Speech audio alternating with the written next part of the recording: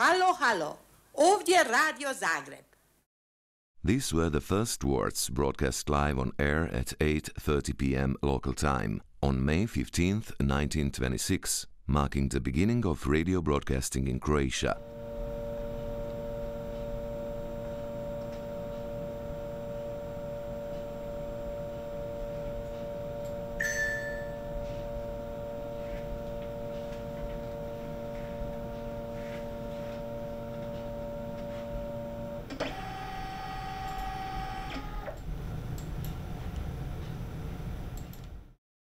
That night, when Radio Zagreb went on air for the first time, the listeners were able to hear the radio station's official bulletin. Music by Beethoven, Haydn, Chopin, Rameau and Saint-Saëns, concluding with a 15-minute news program. The first on-site broadcasts began in autumn, while the first live coverage took place in November. Later that month, 2 more live opera broadcasts were aired from the Croatian National Theatre. Everything was happening very fast, because that is how things work when enthusiasts get to play with new gadgets. By December, Radio Zagreb was among the first radio stations in Europe to invite public participation in creation of original scripts for radio plays. All of this in less than a year of broadcasting. International cooperation and exchange of programs with different radio stations began in 1927. In March, Radio Zagreb linked up via telephone cables to broadcast Radio Vienna's gala concert to commemorate the centennial anniversary of Ludwig van Beethoven's death. The same concert was broadcast by Radio Prague and Radio Warsaw. Radio Zagreb established good relationships and maintained intensive cooperation with Radio Prague, Radio Warsaw, Radio Budapest and Radio Berlin. In April, the first Croatian radio drama, The Fire, was broadcast. The first live broadcasts of football matches began in the summer, followed by motor races and other sporting events. At an adapted concert studio in Zagreb Center, the first recordings were made on soft records using Philips technology. All in all, radio was a success and created a whole new culture available to a wide range of people, growing in numbers every year. In 1940, government nationalized the property of the shareholders' company Radio Zagreb, and the radio station acquired new equipment, moving into new considerably larger premises. During the following years, the number of employees rose significantly. The players of the orchestra doubled in numbers, and at the same time, the members of Tamburica Group and Dance Orchestra became full-time employees of the radio station.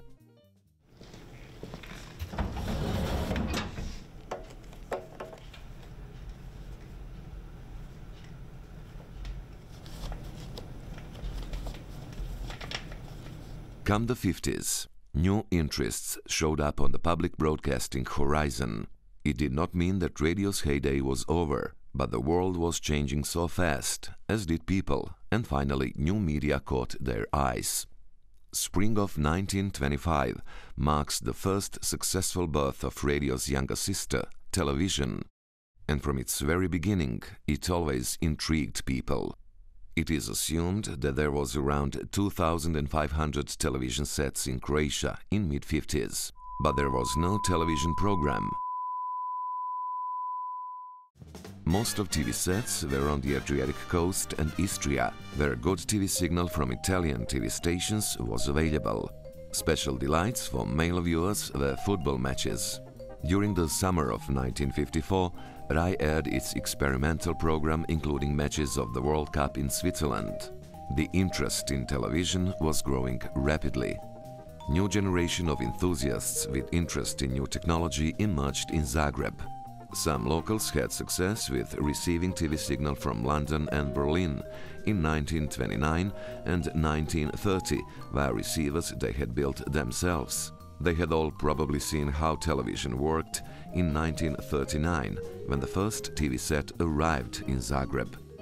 Beginning on 26th of August in 1939, the Zagreb Fair featured a Philips television system, consisting of a transmitter and several receivers operated for short periods each day of the exhibition.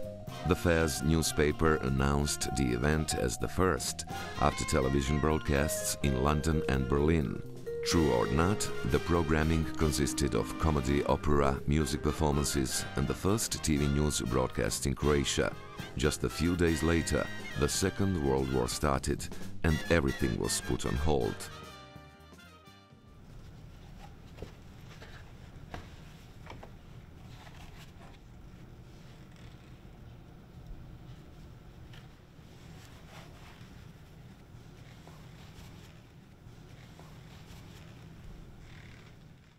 In the evening of May 15, 1956, an image reached Zagreb from Vienna via Graz and Slovenia.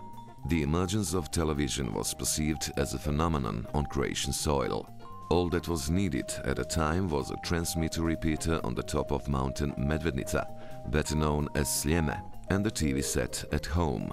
Daring creative spirit, the essential knowledge in radiophonics, minimal technical resources for the production of images and sound, and the pure determination of the staff of Radio Zagreb ultimately led to the establishment of Television Zagreb. These TV pioneers relied on the modest output of radio transmitters and rudimentary basic equipment installed on Sljeme Hill just north of Zagreb. The enthusiasts, and there were still so many of them at Radio Zagreb, only needed to be given free hands. Their initiative, resourcefulness, expertise and passion could not be stopped by lack of funds. There were a lot of capable and zestful people for the new media project. The goal was to have its own program as soon as possible.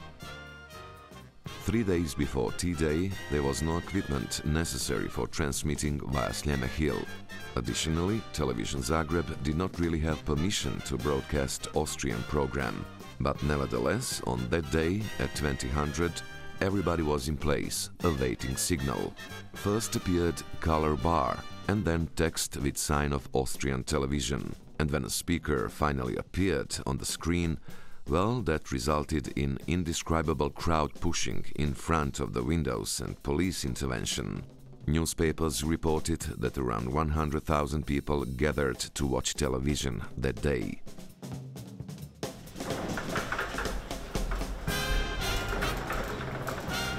The first Croatian TV film, Here is Radio Zagreb, should have been broadcast, but due to certain technical problems, it was not finished on time to arrive to Vienna in time for broadcast. Hopefully it is lying somewhere in television archives, awaiting to be restored and see new daylight. Soon, Rai signal was also visible alongside ORF program. People liked it more. There was more dancing and singing. During the summer, everything was prepared for the broadcast of Television Zagreb experimental program. All studio equipment arrived from France. People learned everything they needed to know, and the first live TV broadcast produced locally from the gala opening of the Zagreb Fair was aired on 7th of September, marking the beginning of the first phase of the experimental program. The first live program, the one aired on September 7th, lasted for 25 minutes and could have easily been the last one. Fortunately, nobody noticed that during the live transmission there was a camera failure. There were only 2 cameras, and the one that should have filmed President Tito cutting the ribbon and opening the new Zagreb Fair stopped working.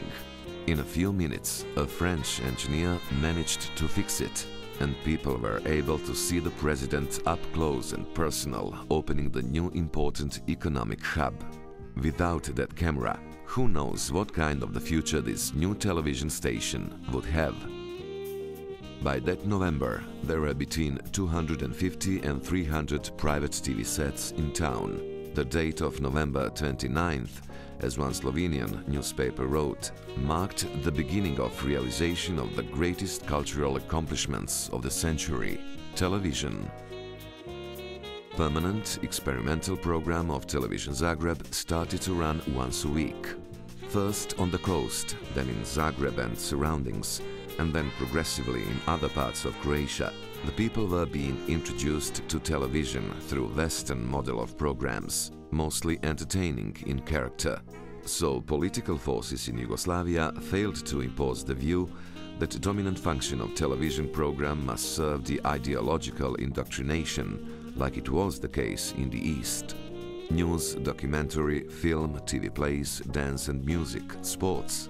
These were integral components of program from the very beginning.